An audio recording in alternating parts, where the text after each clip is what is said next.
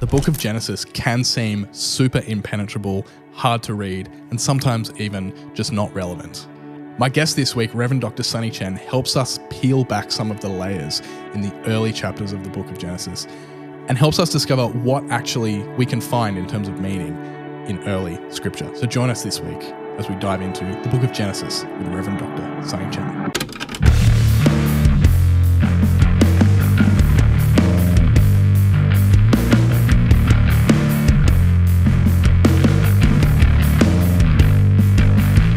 Hello and welcome to another episode of Filthy Hope. If it's your first time here for whatever reason, welcome. We're so glad you could join us today on this show. We love to spend time in the grey spaces where Jesus, life and culture intersect. I'm your host, Pastor Jonty. Normally Rev Ness is with here as my co-host, but today we have a very special guest joining us in studio, returning to the show for the third time, I believe it is, Rev Dr Sunny Chen. Those of you who might be new to Sunny, I invite you, if you don't want to dive in for the first time here, there are two other episodes that we've done with him that you're more than welcome to go back and check out first to give you an idea of the flavour of what today's episode is going to be like. Today, we're somewhat following on from the previous episode that I did with Sunny, which was all about death and hell and how we have used those two words incorrectly for a long time and really diving into the nitty-gritty of what those things actually are historically, but also culturally and taking a real look into the original language as well, ancient Greek. Today is no different and it really, we don't mess about, we dive straight in, which is why I thought I'd just jump on the mic here before the episode starts in full, just to prime you, because as you'll hear, we literally just dive straight into it. I invite you, if you're unfamiliar with the story of Adam and Eve in Genesis, I believe it's chapter 3, maybe now's a great time to just hit pause on this episode and just pull up an overview or pull up chapter 3 of Genesis and just refamiliarize yourself with what that story is and the main story beats in that chapter, because we do talk about it a fair bit in this episode, kind of under the assumption that you are aware of what the Adam and Eve story is. So if that is new to you, or if you just need a refresher, now's a great time to just pause this, go and refresh yourself and come back. But yeah, so as I've just alluded to, this episode, Sunny and I dive into, Sunny dives into, in great detail, what we can learn from the story of Adam and Eve in the Garden of Eden, but then also drawing a line all the way from there through the Gospels to Jesus' crucifixion and even through to Revelation, drawing a big long meta narrative about marriage being the driving force of the narrative of the entirety of Scripture. So before we dive into the full episode, as always, if you want to support this show, a great way to do that is just to leave a 5-star review on your podcast platform. If you're on Apple Podcasts, writing up a little review helps so much. What it does essentially is prompt the algorithm to suggest our show to new listeners. So if you get value out of this show, a great way to give back to us in a very small way that actually is huge for us is just by writing a little review. If you're watching here on YouTube as well, the vast majority of people that watch the show actually haven't subscribed to the YouTube channel yet. So if that's you, just take a moment to subscribe. It helps us quite a lot in the same way that the more subscribers we have, the more it prompts our content to new people on YouTube who might like the show.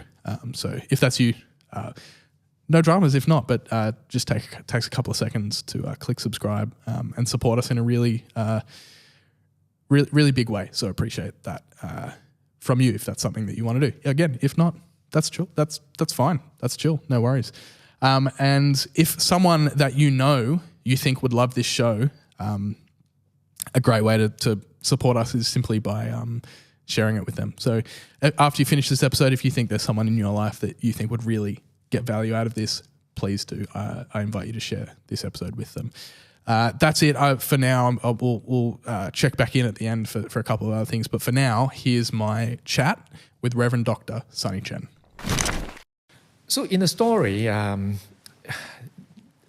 as many of you know, that the description is pretty much, God created Adam, the human or man, and then, put it in a garden. We call it Garden of Eden.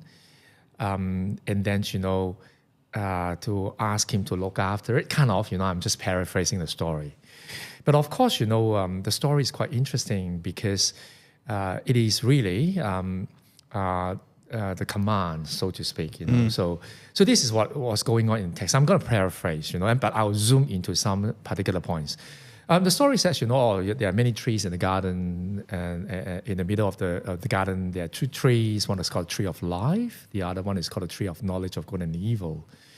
And then God, of course, in the story, warns Adam not to eat the fruit of the second tree that he just mentioned, all right? And he said, on the day you eat it, you'll surely die. So that's the command. And then the story about what's going on. So I'm going to start with one thing, a bit, if you can say, pedantic, but I'll do it. In the story, you look at the Hebrew text. I'm not an expert in Hebrew. I teach Greek, but, kind of do a little bit of stuff. Yeah. So in the middle of the garden, the preposition is batok. It could also mean in the center of. Now, I'm not saying that this is the only interpretation or the meaning. I mean, the word in terms of semantics always have a what called the field. There is a number of meanings. It could mean in the middle of, and that would be quite interesting. In the center of, because all of a sudden the description of the story is there are so many trees in the Garden of Eden, but then in the center of the garden there are two trees. So the one thing that actually that has come to my mind very early on is like, wow, this is like almost like watching a theater, and when the curtain just being pulled away, and then all of a sudden you get the center of it, two trees. So when I read the story, I still do it in that way. I believe that is quite a significant description. It's not like what people say, there's randomly there are two trees. It's not. So it's almost like there is some kind of intention. Yes. All right. So let's look at the two trees. Now, I'm going to digress. That's how I absolutely do it. Digress away. The word garden, we know Garden of Eden, and in Greek, one of the words that we can see in the New Testament, which we'll cover that later on, is paradisos, which is basically the word for paradise. The word paradise in English came from that word. It means garden. So in case people wondering about, going to paradise, blah, blah, blah, it's actually garden. All right, back to the Garden of Eden. So the two trees called the Tree of Life, and the second tree is a tree of knowledge of good and evil. And you eat that tree, the consequence would be you're going to die. In fact, God say on the day you eat it, you'll surely die. We'll talk about that later on. So I want to talk about Tree of Life. The word in Hebrew for life is chayim. The yam, kind of like YIM, is a plural. All right. So it is quite interesting in ancient Hebrew. In terms of grammar, there is a class called the plurality of either splendor, intensity, or abstraction, meaning there are some words in the ancient Hebrew text that even the word is describing a singular thing. But because the ancient people really wanted to convey that sort of either intensity. I'll give you some example later on. So they check, or the abstract idea is quite abstract, but they want to enrich that idea. So they create a plural. For example, the most famous, example, and everyone knows, is in the beginning God created the heaven and the earth. And as you know, the word Elohim, him, remember I am, that's plural. And it's not about God being plural, like more than one, because you look at the verb, it's a singular, third person singular. So that kind of plurality of splendor, meaning God is so amazing. So you know what I'm trying to say. So they had to use a plural to convey that idea. It's not about the plural in number, which in English, that's how we do it. So the life is quite interesting, Chaim. I hope I could pronounce it correctly. It's a plural, but it's not about life being plural. You have many lives. No. It is to intensify the idea, the abstract idea about life. But the issue, though, is the meaning of it. So Chaim, in the original form of stem, you looked up the original meaning. Of course, it means life, or the adjective Chaim, which is alive. But there is a secondary meaning in the ancient time. It actually means people in the same kinship coming together, united together. So the ancient concept of life wasn't really about just life, it's about union. Okay, so that's one thing. Yeah.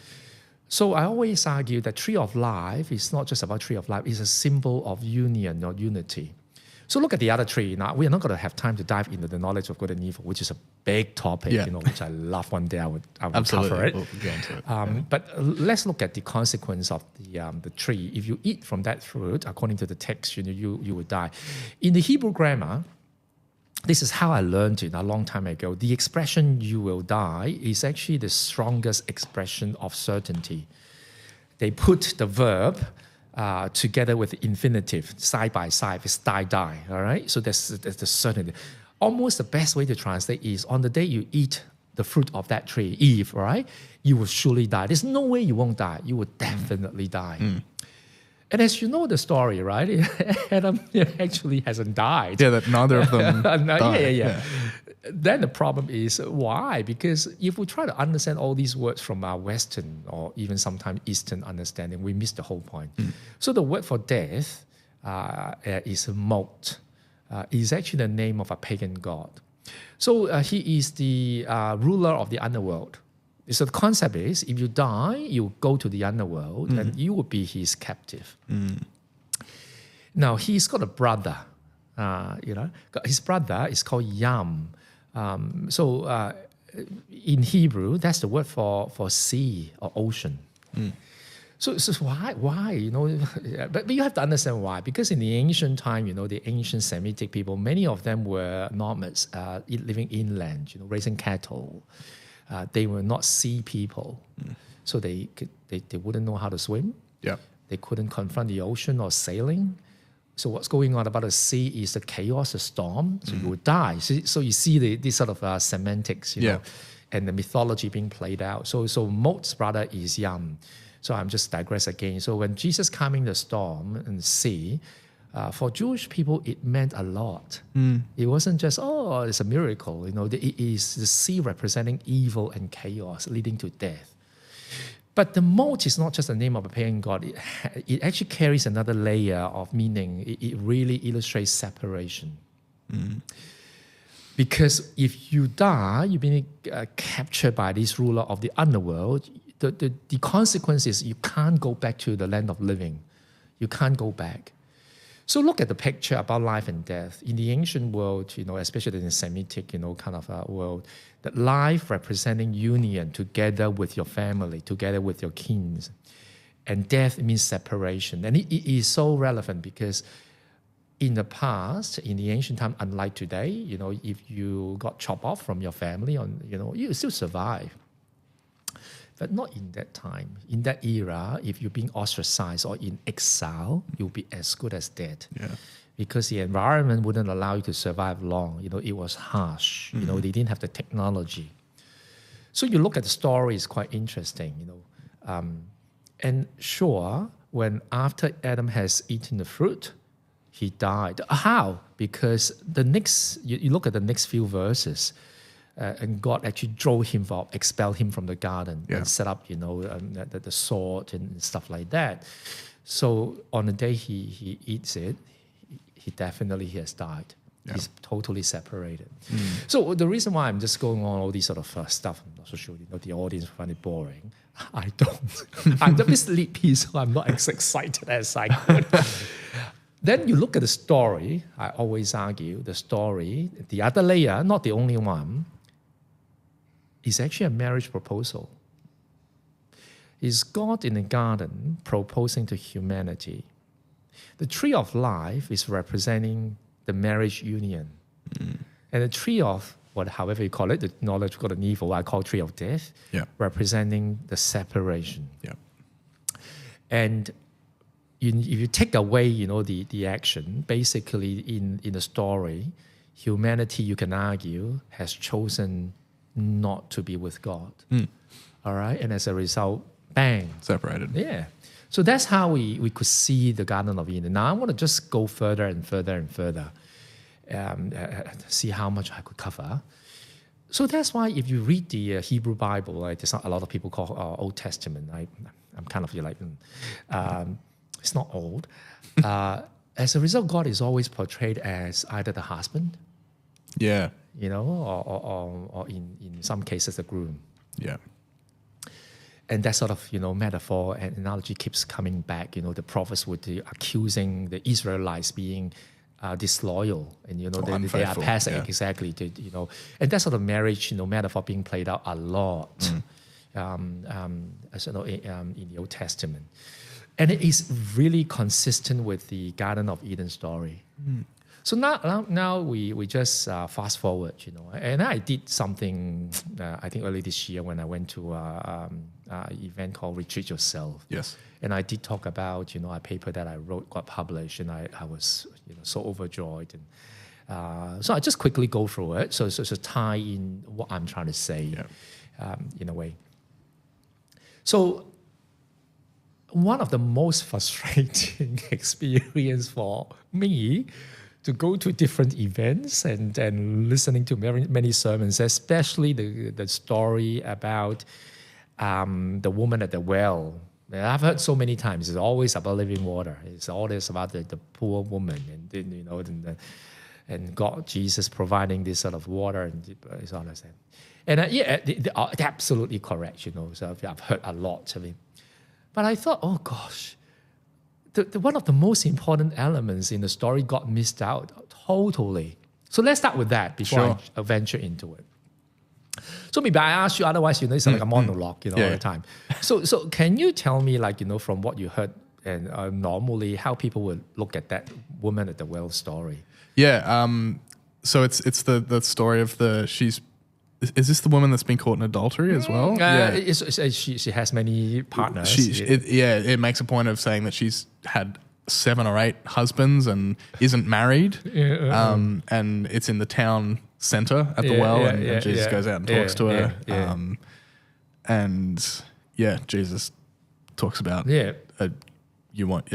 drink living water that I provide, and you will no longer be thirsty, which is obviously a metaphor because, of course, you can't drink water once and never be thirsty again. And I guess I've certainly heard it preached in the sense of it doesn't matter how bad you are, how many times you turn away from God, kind of implying that all the fault is on this woman because she's clearly done so much bad stuff in her life because she's had 8 husbands without actually going, I wonder why she's had 8 husbands. Maybe they all died. Who knows? Implying that it doesn't matter how many bad things you do, you can always return to the well, so to speak. So that's pretty much summing up the essence of the story that around noontime, the woman comes to the well, to draw water. So why would you do that? And the sermons were always, it's really hot in the day. Normally women wouldn't do that. You know what I mean? And so she's trying to avoid all the other people. Must be ostracized and blah blah blah. So let me point out 2 things, and I'll dive into the story. What actually people have missed and so clear, that's why I'm so frustrated. When people wrote ancient text, they didn't write story one after another. They wrote the whole book. So it's always coherent. You have to look at the context.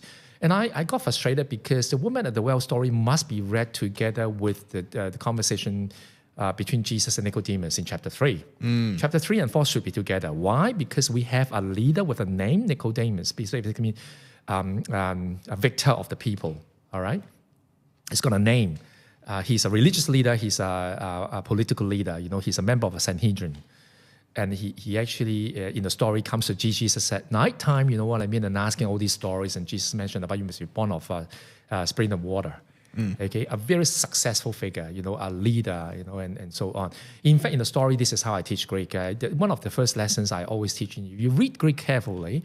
Nicodemus asks a lot of questions, and Jesus actually asked him the questions, aren't you a teacher of Israel? A lot of English translation would say, aren't you a teacher of Israel? How come you don't understand this other stuff? It's a wrong translation because in Greek text, it's actually, aren't you the teacher of Israel? Meaning you are the best And you don't understand, oh my gosh, you have the best teacher from Jesus' comment. I mean, if Jesus commenting me as a best teacher, right, I'll quit my job, you know. Done. That's it, done, exactly. But can you imagine being commented by Jesus as, you know, the teacher of Israel, but he didn't get it, you know. And it's going to pair up with the second story, the following, which is what? A woman without a name. He's not a pure breed, as you know, Samaritan. Is a mixture of, you know, the Gentiles, so to speak, and the ancient Israelites of the Northern Kingdom. You know, without a name is a loser, so to speak. You know, so the two stories should be read side by side, but still both were trying to avoid something. Like, you know, the man Nicodemus in the story comes to Jesus at night time. Yes. You know, why would you do that? And again, the woman, you know, during the noontime avoiding her own people. But in the end, you can argue in both stories talking about a bit cliche, you know, they need Jesus in their life, so to speak, right? So this is the first frustration. People preach about the woman all the time, but they don't pair up the stories. And when the Gospel of John being written, these stories shouldn't be read individually. It is part of a coherent story. So now I talk about the second frustration. The key to understand the woman at the well is actually the first few lines.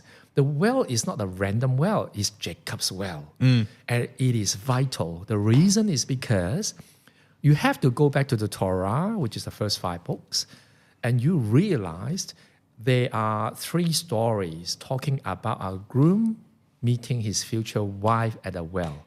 And one of the stories is Jacob. Either the groom or the representatives. And usually in those stories, in all 3 stories, the man wouldn't know he would become the groom, and the woman wouldn't know eventually she would become the bride. And there's always this sort of sequencing in terms of storytelling. It's always about the man arriving in a foreign land. Yeah. Okay? It's not his own land. And then you will see the woman drawing water at the well. There's always a dialogue about water.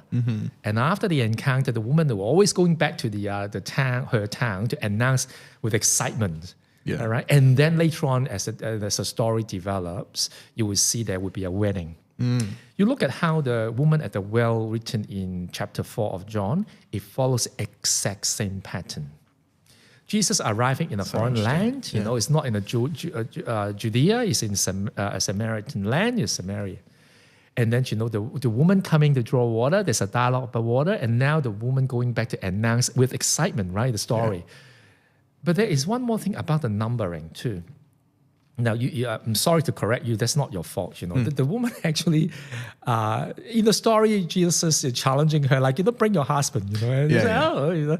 And trying to avoid the question. Jesus said, you're right, you know, you don't have a husband because you have had 5 husbands. Okay.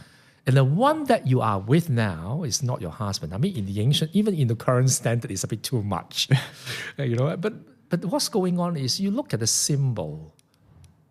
Why is it important? Because if the woman has had 5 and the one she's with is number 6, then it makes Jesus as a 7th man in her life. And that's the imagery. Portraying Jesus as a groom. Now, I know some of the audience say, Sunny, are you sure? You know, that's, it's already, you know, verified in the scholarship. I don't need to argue. But let me, just for argument's sake, you know, to persuade people. Yeah. Because the woman at the well is only one of the many 7 stories in the Gospel of John portraying Jesus as the groom. So let me just start with the first story, okay? The first story is Jesus turning water into wine. I always, you know, I heard that joke quite a while ago by the minister. I think it's not really that funny. He said, you know, Jesus can turn water into wine and I can turn wine into water. Give me wine, I'll go to the loo and I'll just, you know, that kind of stuff. It's a classic minister joke, isn't it? Yeah. But, you know, but that story is significant because it was an indirect description of Jesus being the groom. Yeah, and it's at a wedding, isn't it? As a wedding. Yeah. Why? Because, I mean, from St. Augustine all the way to modern scholars, they always argue the stories about describing Jesus indirectly as a groom because in the ancient time, it was a groom's responsibility to provide wine. That's not the steward. It's a groom's responsibility. Now, in the story, it's quite fascinating. You know, they run out of wine. You know, so the mother of Jesus talking to, hey, you know, could you do something, you know, and I'm paraphrasing. And Jesus initially is quite reluctant to say, and call, you know, her mother woman. You know? And eventually, he kind of complied and tell, the slaves or servants, to pour water into all the jars, okay, and then just, get the water out, and the water becoming not just wine, but the steward commenting it's good wine. Really good wine, yeah. And so surprised because, as you know, of wedding, you just got wedded. I'm not so sure how much wine and you and your guests have drunk, but the way to serve wine is always serve the good wine first. And when people got drunk, you could serve water. They have no idea what it is. Yeah. But in this scenario, it's the other way around. But the story is really portraying Jesus as the groom because he was the one providing the wine. But it's so subtle. So you may argue, are you sure? Even all of the scholars, ancient and modern, all argue that you may say, yeah. But then in chapter 3, it's obvious because John the Baptist saying something quite profound, say, I'm not the groom. And talking about pointing the groom, he will increase, I'll be diminished. So he actually declares out loud in the story that I'm not the groom, but, Jesus is. So and then, of course, we have the woman at the well, the story. Now, I'm going to just go on because there are so many stories and maybe I'll pick one and then I'll focus on crucifixion. Sure. So I'm not going to go for all 7 stories. And one of the fascinating story is after resurrection. So in John, Mary Magdalene. So I did a Bible study a long time ago with ministers and pastors, and I showed them the Greek. It doesn't really matter whether you know Greek or not. I showed the text to the whole text of the sort of Mary at the garden. Encountering the resurrected Jesus. And I highlighted all the verbs, and oh my God, it's like a motion picture. It is truly, there's so many verbs and actions in the short story. But in scholarship, not getting into all the boring stuff, they actually found out how the story was told in the Gospel of John was almost identical with the love story being told in ancient non-religious Greek literature. So all the nuances about the woman, for example, like the woman going to see the deceased loved ones and so on and so forth, and all of a sudden awakened by the sound of her beloved. All these sort of nuances. It's not religious. So this is another story in New Testament scholarship being verified is indirectly. So there are some direct and indirect kind of reference. So I'm going to dive into. Is it okay? All right. Okay. Yeah. So it's so monologue, I'm learning here, so I'm like an audience member here. It's good. Okay, so let me just tell you a personal story. So a long time ago, I really had the privilege to go to different presbyteries to do some sort of lectionary workshop stuff. And one year, I still remember I went to Gippsland, which is in Victoria. So as you can imagine, they're not a well-resourced presbytery, small regional and things. So I'm always very happy to go there because I thought, wow, what I could share, really could help people. You know what I mean? In the metro area, which I did that too. But these people really, they have a lot of resources, and unlike more regional. So, and I still remember that year, I forgot which one, and the lectionary was the Gospel of John.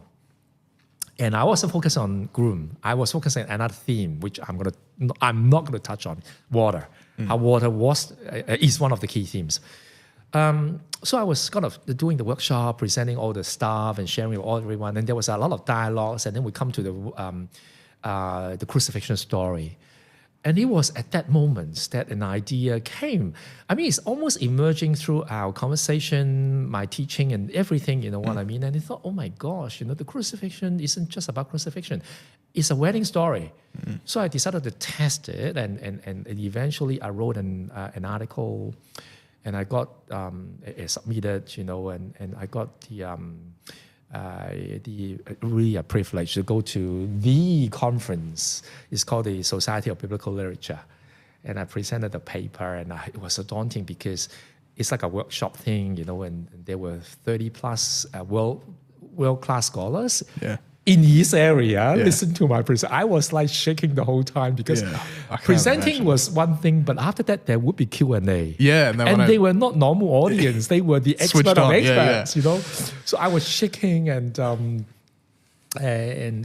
my colleagues, one of my colleagues was there, supporting me, and it was very daunting. Anyway, I survived everything. And then after that, two guys approached me, and I found out they were both editors and asked me to consider to have my work published. And but anyway, of course, I said yes. Now you have to understand, in terms of academia, I'm really a small potato. I was and I still am. I'm not full time. Academia. So anyone would come to me and say, "I want to publish your work," I would say, "Yeah, go ahead, do it." Had no idea. The editor who eventually published my work, that he not going to dive into all the details, and found out he's actually from TNT Clark, from Bloomsbury, which it was during lockdown. A colleague of mine actually texted me, "Wow, your work being published." I had no idea, because I changed my work and email. Right. So the publisher couldn't contact me, and it was during the lockdown in Melbourne. When I got the news, and I was trying to check online, trying to find that out. And found out that I contacted the publisher and so on and so forth. And I remember I called my family overseas, and I was so happy about this. And of course, they were not in this field, not Christians, and not all of them were. And there was silence until they say, "It's a publisher of Harry Potter." And I'm like, I get it. That's cool. Yeah.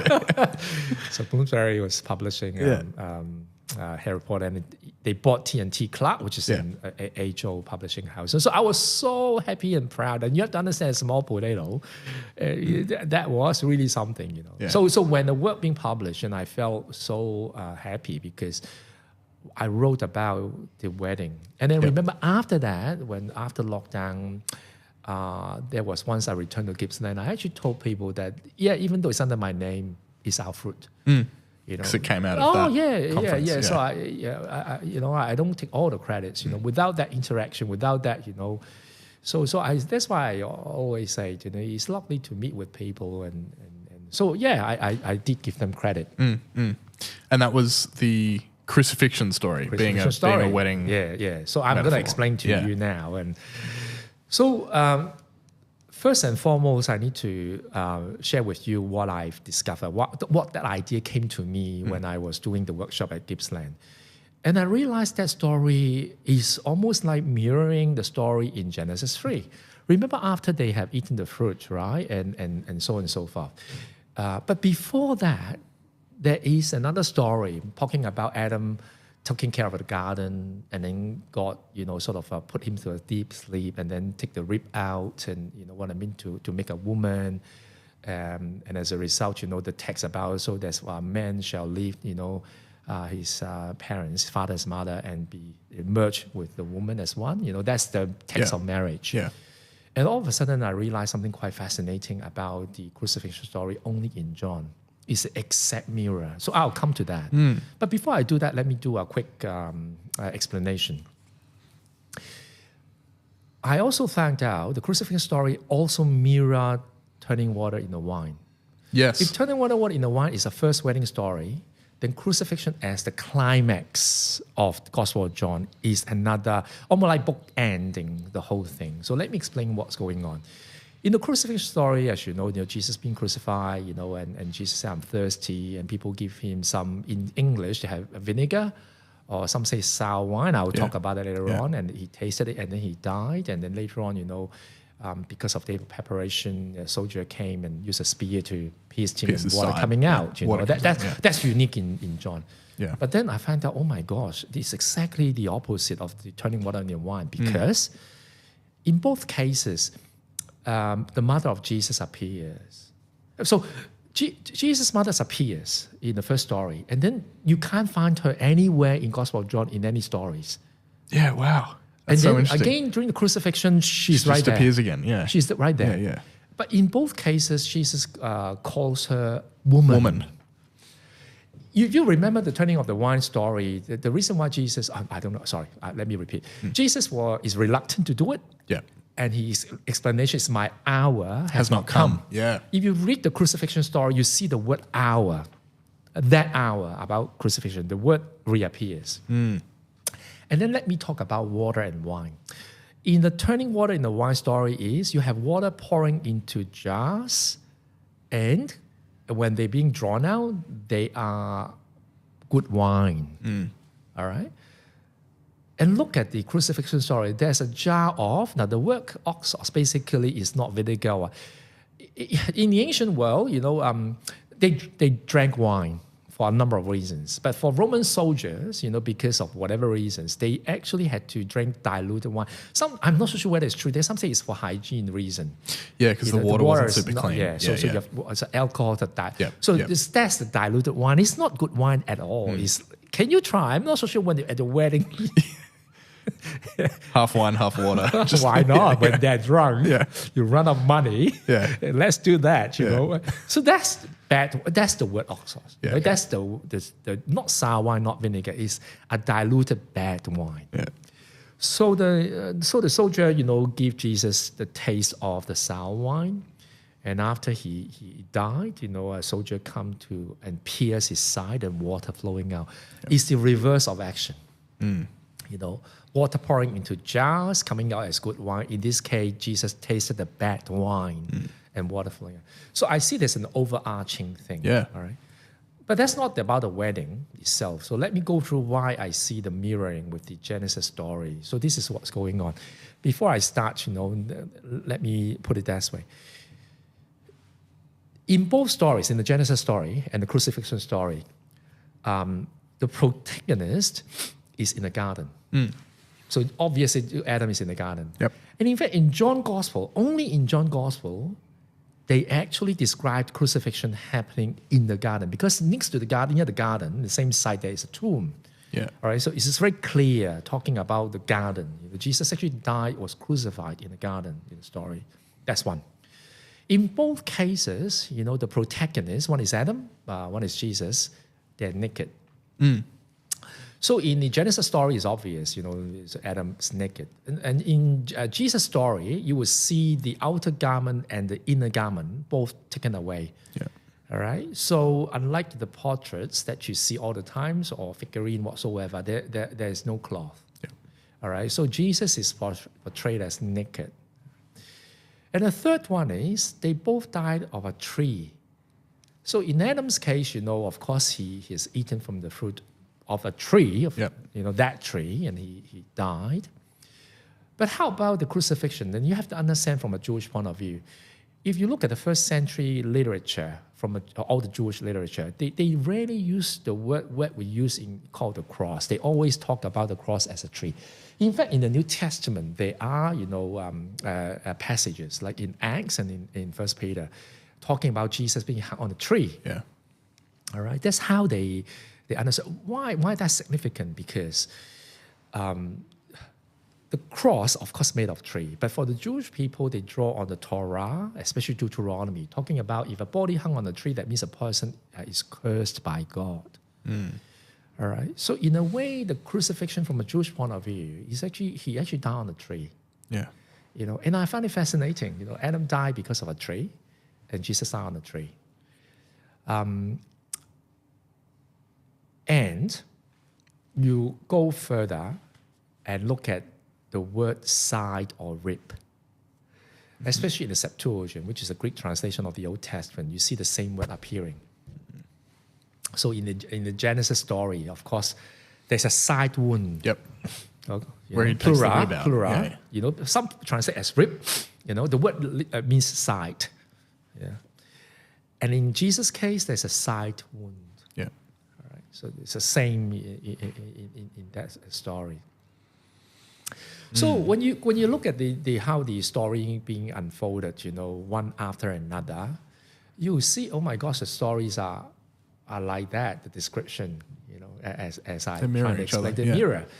And in my paper, I argue there's one more nuance though. Is you look at the whole story in a chronological order. You look at Genesis story.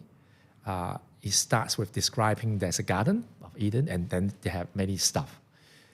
But in the crucifixion story in chapter 19 of John, it reverses the order. Yeah. Garden being the last item being mentioned. Yeah. So it's not just mirroring, it's like flipping around. Yeah. So I wrote that article arguing in the story, in the description, in the portrayal of Jesus of crucifixion, the author deliberately mirror the wedding story and portraying Jesus as the groom. Yeah. So that's really how I see. So the longer the story, it's after a long thing. It's going back to the Garden of Eden. So that's why I argue it's truly a proposal. It's almost like in my own terms, God proposing to human saying, no, I'm not going to marry you. As that's not your case, Jonty, I know that, I'm not so sure whether you did propose or not. I did propose, but people, this might be a nice piece of information for people to know about me. When we started dating, I asked my now wife out and she said no. Oh. And then like a week and a half later, she'd had time to think about it and she came back and asked me out. Oh. So it was yeah. I see. I see. Yeah. Oh, that's interesting. But it worked out because we're now married, obviously. Yeah. The past is past. Yeah. So you won't fit the story in this way. I almost want to say, look at you. No, it's not. So that's the Genesis story, and now we have the happy ending. And I'll leave the Revelation now because the Revelation is even more clearer as a wedding. How the whole last two chapters pointing to the tree of life emerging. There's a wedding language. Even the last few verses of Revelation is a bride and the Spirit say, "Come." Yep. That's kind of stuff. So that's pretty much how I see, all this kind of connection.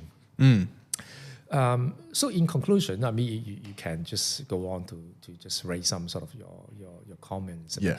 But what I'm trying to say, forget about the content, is when people look at stories and in the Bible and they just focus on the story itself and forgetting about how stories being told in many cultures as a very coherent way to convey multi-layers of message. And I think I've grieved when people just zooming into this sort of cliche-ish stuff. They never look at, the story from another angle, not from another layer. And it becomes so superficial. And every single time when I hear woman at the well, it's always about living water. It's always, what I'm trying to say. Yeah. And you miss some of the richness in the story. Yeah. One of my old youth workers, when I was a teenager, one of the youth pastors that I had always used to bang on about making sure that you look at the meta-narrative. Like, don't just look at the story, look at the place that this story takes in the big story and what it's telling us about the meta-narrative of the entirety of Scripture. Yeah. It's interesting that, like, I don't know, I've been getting really into recently, like, just engaging with podcasts and videos about people, like, almost like Christian apologist kind of stuff, just because I find it kind of interesting. And I often come across, like, dialogue between people where usually from an atheist or an agnostic perspective arguing that, like, well, if Scripture is clearly constructed in the same way that, like, we've seen that there's a narrative that begins in chapter 3 of Genesis and is concluded not only at the crucifixion but then mirrored again at the end of the meta-narrative in Revelation, then clearly the whole thing is constructed as if that is pointing to it not being true. How would you respond to this idea? And what does the way that authors like John construct those narratives, how does that, what does that, I guess, give you in terms of how you then understand what Scripture even is and what you're meant to use it for and how you interact with it? So I think you asked a very good question. And I think first and foremost, usually people, I use the word either camp. There's either camp are they both are very focusing on false or true. It's really the focus. And I always say that, well, put it this way, okay? Now, I'm doing a studio with you today. I'm going to do another one later on with you. Yes. But we're doing it now. Yes. Say 1 week later, we both go back to where we belong. I'm going back to Melbourne, and you're here, right? And people ask you about this particular incident, and you have to tell your story, and I have to tell my story. Yes. I bet our stories would be quite different. Yeah.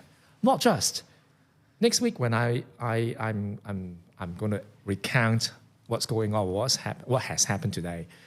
And then say, 5 weeks later, I bump into another group, and they are much more interested in not about the studio stuff, about how you navigate a space, when you try to explain, say, the scripture. And I have to retell what has happened, during the studio recording. And I can tell definitely the story I am going to tell next week will be very different from that. Yeah. So if there's an outsider, they've got the recordings of my, accounts, 2 accounts, I would definitely surely would say, Sunny Chen is lying. Yeah. That never happened. It's so different. What's going on, but I'm not lying. I'm using it hypothetically. Yeah. I'm messaging in a way that is different, and as a result, for the audience to hear the story, they hear it in a very different way. There will be some overlaps, but there are a lot of unique stuff. Because next week, when I try to explain what I have done today, I will skip a lot of stuff. Yeah. I would focus on certain, and then when I do it again much later on, I would again skip some stuff, and refocus myself on other stuff, because I want to have a particular message to just being conveyed to the audience. So am I constructing my story? Definitely. Every single time when people tell their own story, they are constructing. Does it mean that they are lying? Not necessarily. I'm not saying they are not or they are, not necessarily. But this is how people in the oral tradition would do. There are certain stories you have fixed points you must mention. But when stories being told, you are not telling a story for telling a story just. In many cases, we are communicating. So I think you have to look at the scripture in a way that, it is a form of communication. It is. So when people are so focusing on, false or, true, that kind of, I'm not saying that they shouldn't. Yeah. I'm saying it's a very different kind of question I would ask. So a lot of people compare, for example, they like to compare the synoptic gospel, the 3 gospels, and they're this and here, and how come this one is happening first, and the other gospel say it's not really about that at all. It is really about messaging. They want to get across a certain message to different people. And I don't think they were lying. This is my personal opinion. They were not lying, but they are relying on the recollection. As best as they could. At the same time, the point is they need to get a message across. The Gospel of John is very different from the other 3 Gospels because they are all different in their messaging. So I think that's the way you see construction. So that's how I survive in camps. Because when I do a workshop, I've done workshop with very, some people call them conservative, they're literalists. They regard every single word. Yes. For example, the Torah definitely was written by Moses. You know what I mean? And it is not a compilation of different traditions or stuff like that, And I would go there to do a workshop. And I would go to totally progressive, like, oh my gosh, whole Torah is... You can chop it into, I don't know how many pieces you can argue, right? It was done by multiple people, in multiple eras, and they compiled stuff, And I would go there to do my workshop, and people would ask me how you survive, how do you say? And this is my answer. Now let me have a disclaimer. When I say I don't care, it's not really I don't care. I do care. I don't care because for me, I am looking at a text. A coherent text, and I will look at why certain parts are included and what message or messages they're trying to convey.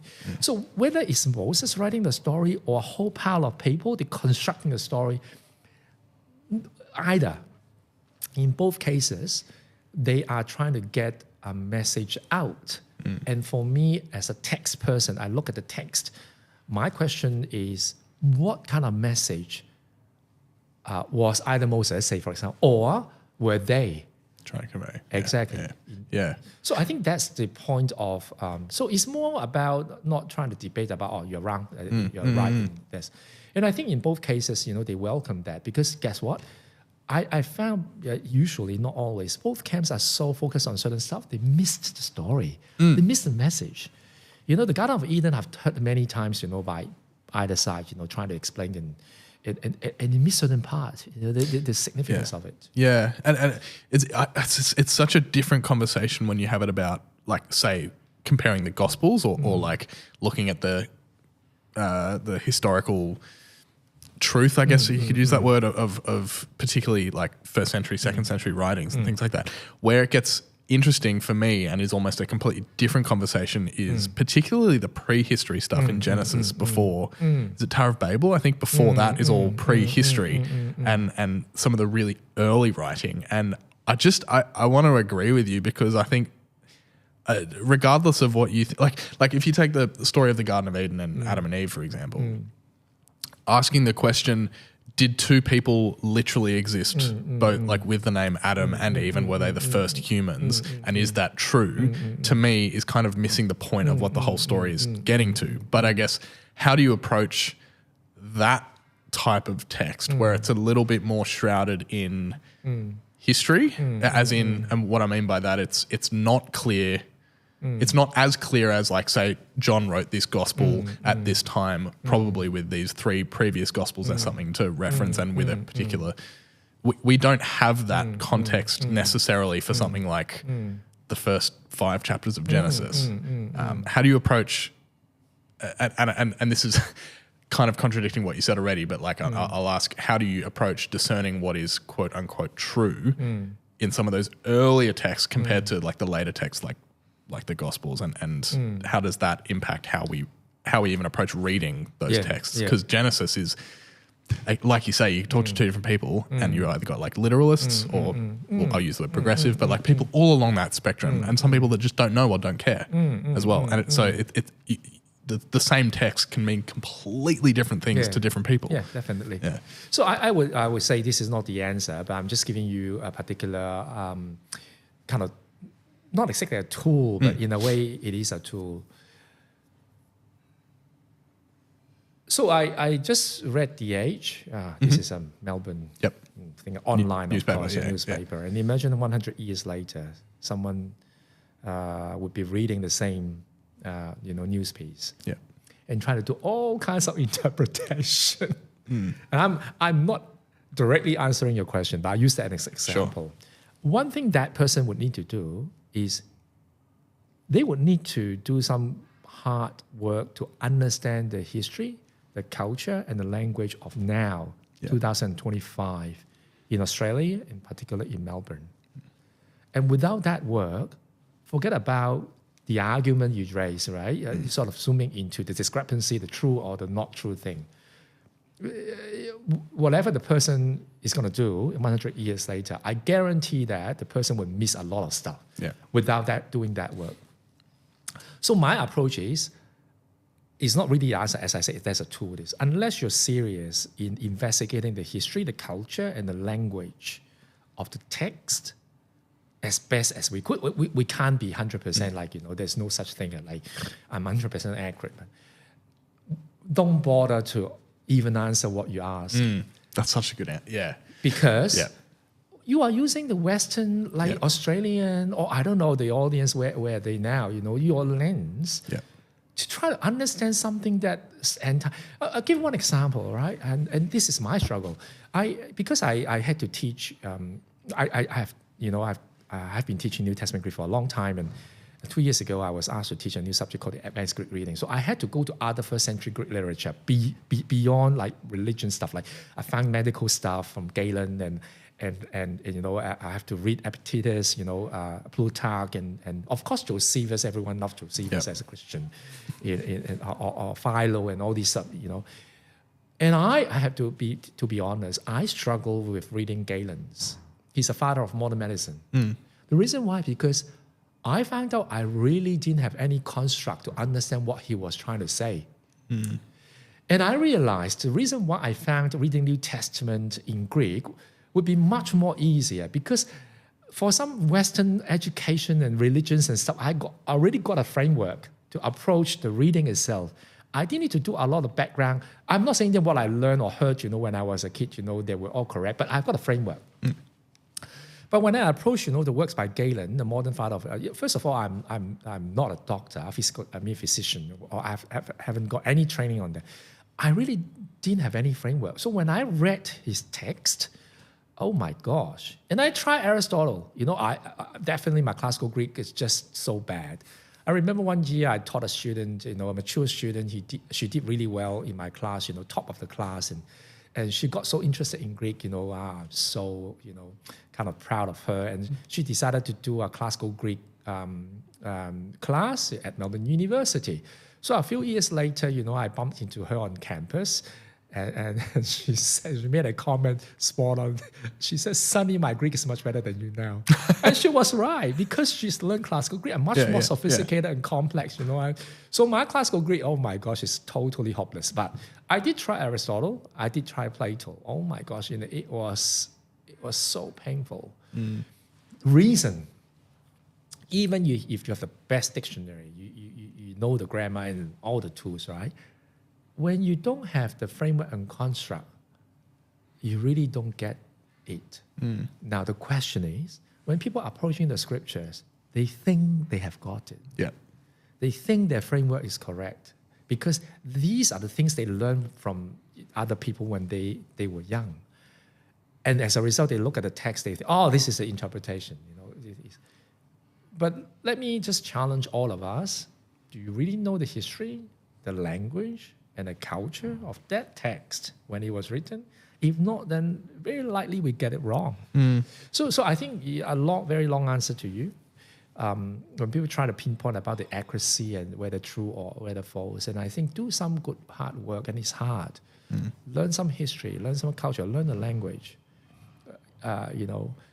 In the beginning, God created the heavens and the earth. Oh my gosh, this is an idiom. It's not about heaven, it's not about earth. It's called the totality. Merism, meaning you put the top bit and the bottom bit to describe the whole. From head to toe, you look great. Meaning not about your head nor your toe. I'm talking about your whole human. The entirety of you. Exactly. So, for example, this is a grammatical expression. If you don't know it, as some people don't, they really interpret it's God created the heavens and the earth. So what's going on with Mars and Venus? I'm just joking, but so that's the problem, So I would challenge everyone of the audience, if you are serious about asking those questions, I think the first is learn history, learn culture, learn the language. And I think just in my experience with people that frustrate me, I love you, but you frustrate me. In being so confident and so forceful with their interpretation, when they would be the first to admit that they cannot be bothered to do any of that work, they're just going, well, this is what was taught to me as the truth, so that's what the truth is. Yes. And I loved your answer about, if you're not actually serious about learning that stuff, then you don't have it. I think that's so important to remember. So if time allows, I'll just conclude with one particular. I think I did talk about that in one of the earlier podcasts. I don't know. I'm getting old. I can't remember everything. Hey, I've done like 170 of these now. They all blur into one. So I'm very naughty when I bump into people that are very confident, especially they know the scripture really well. And I'll ask him this very simple question. I say, can you tell me the meaning of glory? Because you sing it, you write it, you say it all the time. What does it mean? And I found their answers fascinating, because it would be a good opportunity for me to correct them. So usually they would say, sort of a majestic, sort of a bright, the glory of God, right? We use it all the time, bright.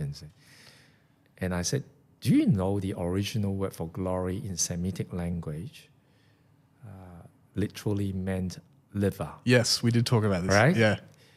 And I think the reason why I want to recount that, because when you look at people's faces, right, and many of them would not be, oh, yeah, I know that. Most of them would just not jaw-dropping.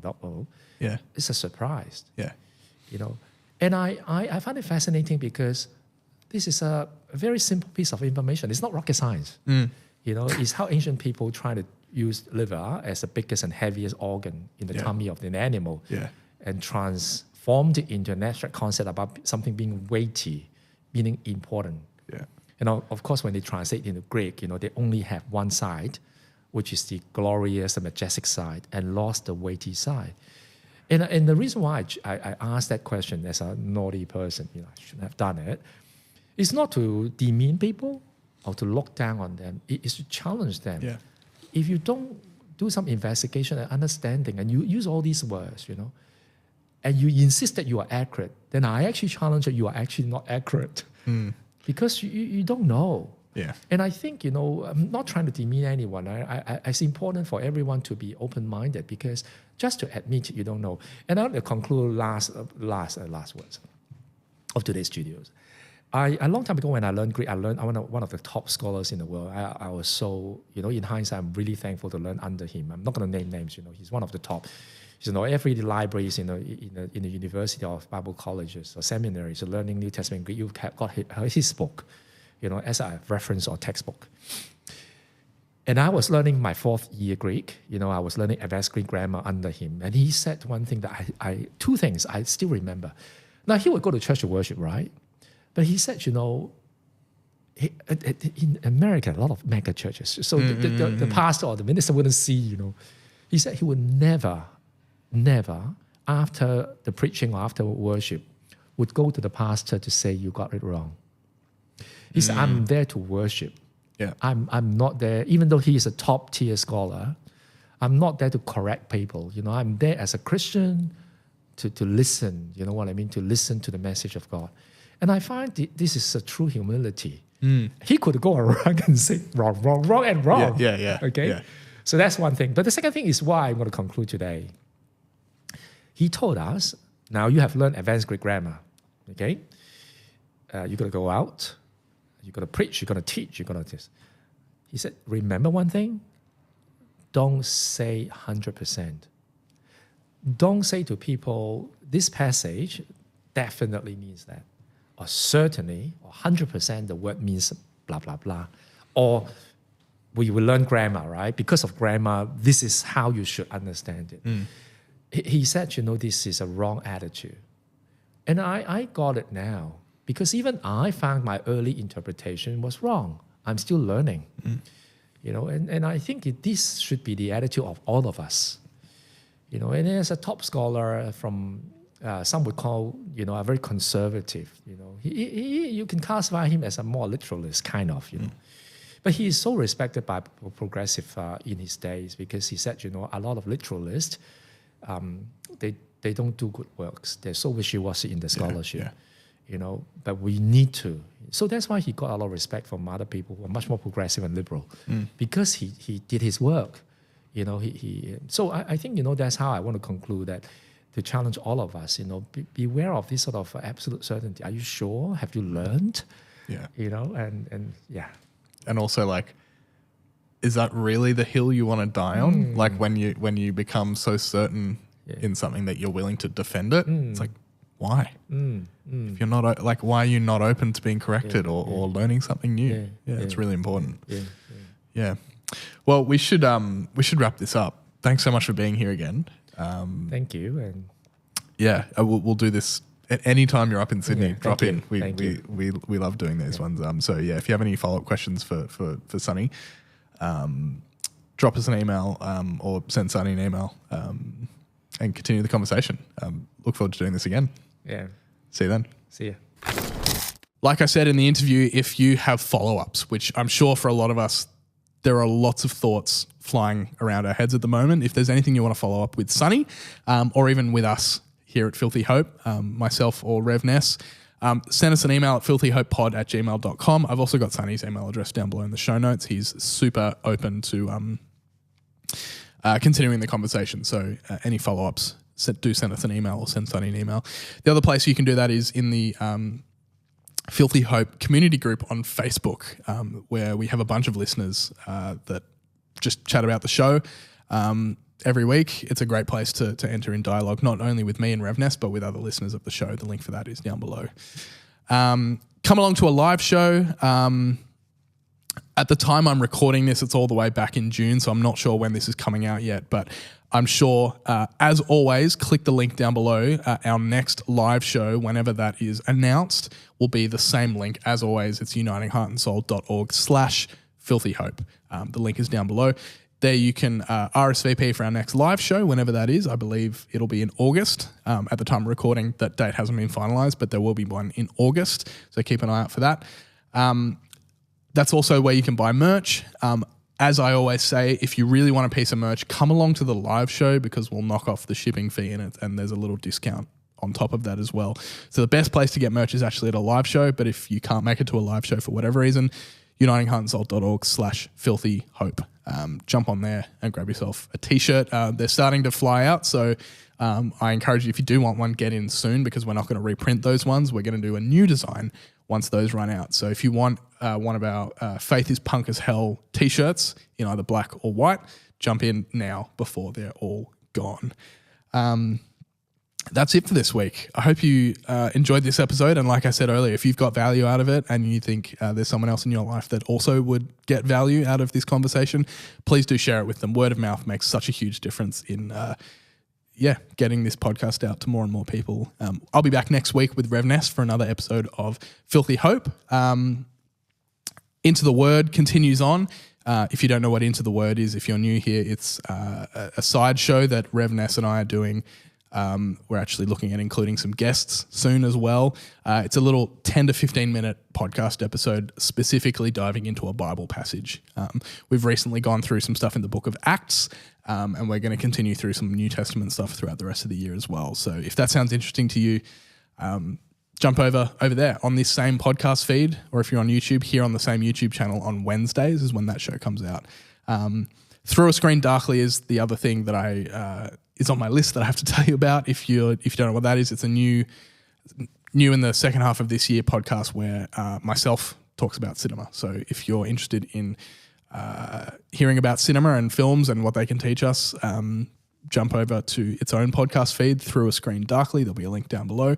And once I'm actually probably going to be filming some more interview stuff as well there. So you can jump onto my own YouTube channel, Jonty Cornford, which is where any of the video episodes that are attached to the Through a Screen Darkly podcast will be up there as well. So feel free to jump over there if that sounds interesting to you. I've yacked on enough. I will see you next week for another episode of Filthy Hope. We'll see you then. This is a prayer for the people who want to give up, who have been hurt beyond repair and cannot bear to see your face in anything. Find peace in letting go of the guilt that is in yours, and find hope in understanding. Life is not a game you have to win. Forgiveness overwhelming, salvation not deserving. You are loved by something beyond, someone beyond understanding. Drink deep.